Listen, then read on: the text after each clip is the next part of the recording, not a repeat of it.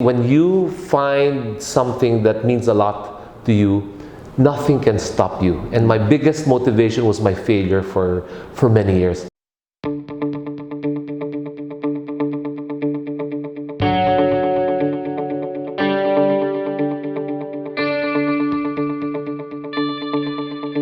Welcome back, everybody. Rich Brubaker, Shanghai-based social entrepreneur, here in Manila, speaking with Edmund from D&G Pacific about the last kind of 20 years of entrepreneurship for him, or 15. It's his 16th company, and it started 7 years ago with him basically, in the cleaning business. It's got 5 business units now, and we're gonna have a great conversation around waste in the Philippines, building a business that's very purposeful and working on that issue and really growing through that.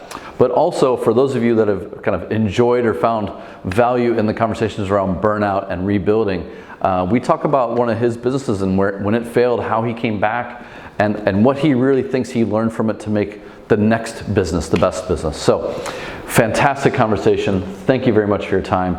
It was his second time on camera, and he did phenomenal. So, if you enjoyed this, please remember to like, share, comment, and pass it around to your friends. My name is Edmund Dimalanta. I am very passionate about cleaning the environment. D&G Pacific is in the business of integrated waste management solution. It's an end-to-end thing that we do. What started as a cleaning for hydrocarbon waste ended up with 5 divisions and actually 5 businesses. Today we're over 230 people in the payroll.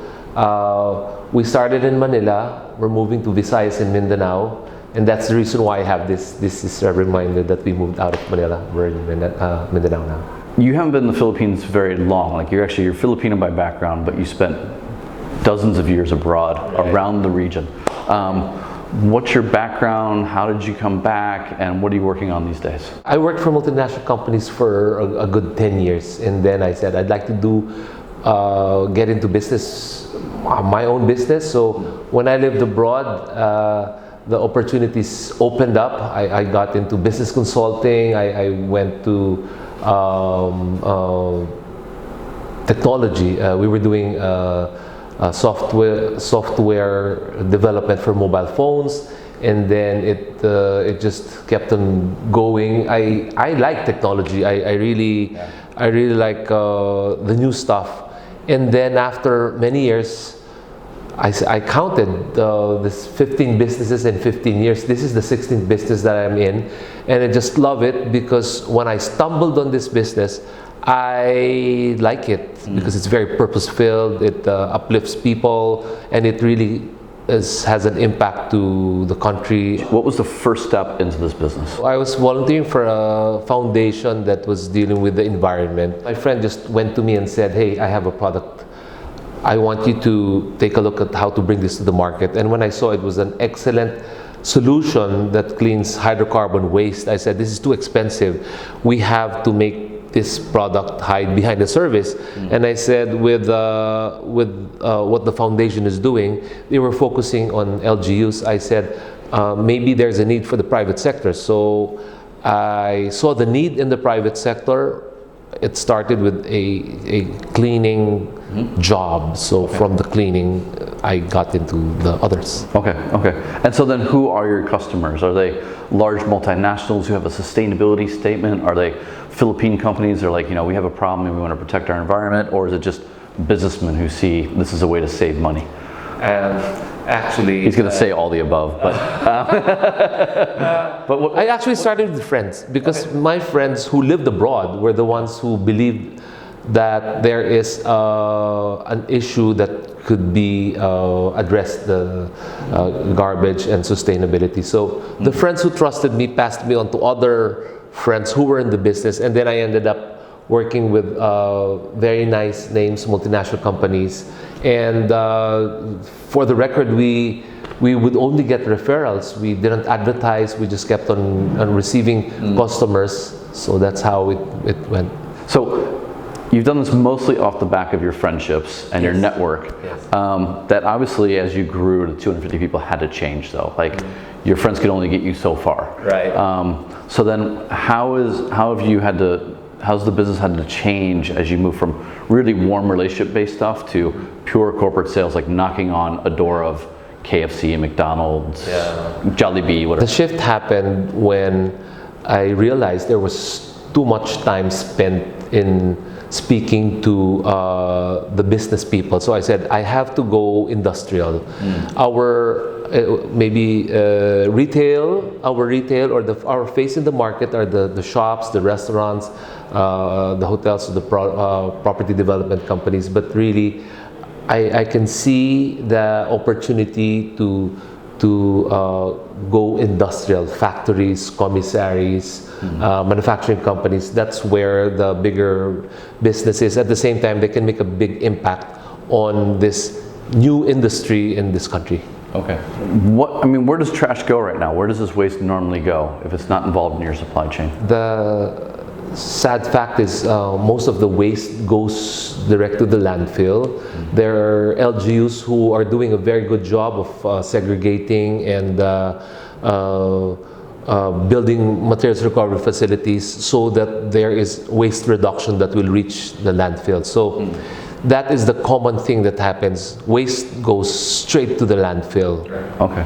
And then what's the state of recycling? Like, is plastic, metal, paper, are those things pulled out and put back into the economy, or is there no value so they also go to the landfill? Okay. Right now we have very, how should I say it? We've got a lot of people looking at garbage areas and they pick all this stuff. That's where the opportunity again that I saw. You've got so many people trying to get something out of garbage, and I thought there has to be a better way to uplift people from just going into a black garbage bag in the corner or in an electric post. So I said, what if we build a facility where that trash will go to and then we will sort, or the better thing to do is really to segregate at source, segregate at the condominium, the household, and even the factories. And how is that process going? Very slow. Okay. It's very slow, and I wish there was a shortcut. We've been trying a lot of things like incentivizing people to not put everything, the mixed waste, inside one bag. What's your process? Like, you're working with, you've mentioned chicken farms, ships, I know you have a bunch of retail stuff, restaurants, and then you have like the general sorting. What's your infrastructure look like, and then what do you do with these wastes themselves? We found technology from 3 countries, and that is to make the sorting faster, because even if we are doing the other side of another division of the company is handling education on how to treat the waste at the source. This materials recovery facility will handle the sorting and picking up of reusable garbage, and part of it also will become compost. So the idea is to have 5 to 10% residual sent to the landfill, because we really can't do anything with that now. Okay. And then how do you scale this? Because I see this, in Asia, whether I'm in Indonesia, Thailand, it doesn't matter where I am, China. This is a problem that cities are facing everywhere. And the size, scale, and speed for me in Asia seem to be faster than anywhere else, in part because of the disposability issues, the little satchels of, laundry powder, sauces, candies, whatever. Like, it's just, it's all sold single use. How do you see yourself scaling to that need? Okay, I see that when our MRF factory, let's just call it a garbage factory, runs 100% to its capacity. Even before it reaches 100%, we would like to build a lot of those facilities all over the Philippines, and then we with the cooperation of the community, and hopefully, of course, government. We need government. What we plan to do is to copy paste it in the countries where we used to live. Okay, that's going to require a lot of money, hundreds of millions of dollars. Yes. Where's it going to come from? Oh, believe it or not, the funding is more than what I expected. Okay. There are a lot of entities that approach me, and now that they're coming in left and right, I ask myself, where were you like 10 years ago, 5 years ago? But now I think it's because the issue on sustainability, the topic on sustainability is just very hot now, so we get attention. Yeah. I'm a big believer that if you want to fix these problems, you have to work with government. What's the challenges of getting that done as compared to a corporate private client? Working with the government requires patience, because the pace of the pace where they're used to is not as fast as where I'm used to. I mentioned to you I was with multinational companies before, so it's that speed of wanting to get things done and getting things done. There is a gap, but right now there are new leaders that are really rising and wanting to get involved as well. What's driving them to spend more time with us? Okay, I'm very happy to say that most of the people I'm working with right now are motivated because it's in the gut. It's awareness. It's something that they really want to do. And yes, I would come across private companies who would ask for several meetings, but execution-wise, they are challenged because they have to deal with a whole bunch of people in their organization. And with government, I've met with leaders who really want change, and I just told them, just give us a little more time because we want to make sure that we're ready when you call us. Okay, now I'm going to switch. The process of entrepreneurship. Okay. It's a little bit harder than we thought it would be. Oh, definitely. Tell me a little about like your experience as an entrepreneur. You got into this. This is your 16th business. Yeah. Just tell the people, how easy is entrepreneurship, and what are some of the best lessons you've learned? Okay, entrepreneurship is never easy, but if you have that passion inside you, and if you know that what you're doing is really for a higher purpose. I pray a lot. I really pray a lot. My faith got so deep and very deep because of entrepreneurship. And wow, maybe I thank God for entrepreneurship. Okay, so the question is, what do I tell the guys who are wanting to get into business?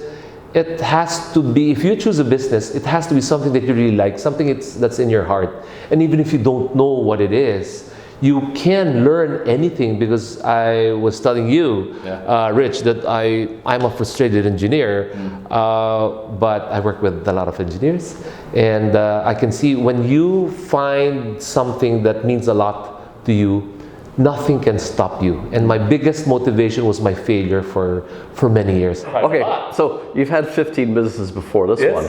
How many were successful and how many flamed out? 3 were successful, 12 were 12 flamed out. 12 disappeared from the salt of the earth. And then the last failure was the big one. What happened? Okay. Like first off, a little bit of context. How big was the company? How many countries? Okay. We had about 40 people. It was software development for mobile phones. We hit a very good, it was a success story because our program for the mobile phone really broke the network of Thailand for a good 1 hour. So that was the successful thing to do. But it was not sustainable. We needed to put in more R&D, and we needed to remind ourselves that business model was really good for the Philippines. It was really for the Philippine market, and I was just forcing myself to make it happen in that country, because I thought what happens well in the Philippines will happen there. So what was the progression as the company kind of went from a real peak of breaking the internet down? The progression was like this, and it went there. How should I say it? Yeah, it went to the peak, and it was trying to survive, but there was not enough products that would keep the momentum up there. So it ended. Actually, it closed shop. So it was your 15th child, which isn't as important as your first one. But if you lose it, the shit still hurts. So what did it mean for you? You're kind of in your mid-40s at that time. One of your bigger companies fails. What were you going through, like as an entrepreneur, like at that time? I lost my confidence, my self-esteem. I lost friends. It was like the end of the world. Nothing else could be brighter. And I really could not understand how I could still survive and want to survive. However, the story is strangers and people who were not very close to me were the ones who helped me. Back then, were you someone who did not like to ask for help and therefore weren't really open to getting that support, or like how were you positioned for that? Well, let's just say I'm a very proud person, very arrogant, and I really thought that I didn't need help, or maybe I get help from one person or one entity and that's it. That was the source of the problem. You go through that, you're rebuilding. How did you do things a bit differently for this new group? I was more careful. I was more mindful of the people who I would hire. I enjoy hiring people, so I enjoyed every single person as much as I can. And because I knew I was accountable to the people who helped, I was more careful. Okay. Careful in some way, but the other side is there is now boldness because I hit rock bottom, and I really believe that there's no other way to go but really get up from that bottom. If you were talking to yourself 10 years ago, 12 years ago, you're entering this space of entrepreneurship and social innovation, what are 2 or 3 tips you'd give Edmund from back then that would make you go farther, that you really wish that you knew? Number 1, it's okay to start small, and there is a biblical phrase there. It's something, do not despise humble beginnings. And I realized when I was cleaning kitchens for my friend in Chateau 1771, it was one customer for many weeks or months. But when it started with one and the confidence was built because of my friends who owned it, it just grew and grew and grew, and I just kept on asking and asking and asking. So second thing is keep on asking people. Even if you don't know, you will know as long as you have an open heart to understand the market, the business, and everything else. And can I have a number 3? Yeah. Number 3, just make sure that you surround yourself with people who have the vision, people who will encourage you and give you the encouragement that is needed.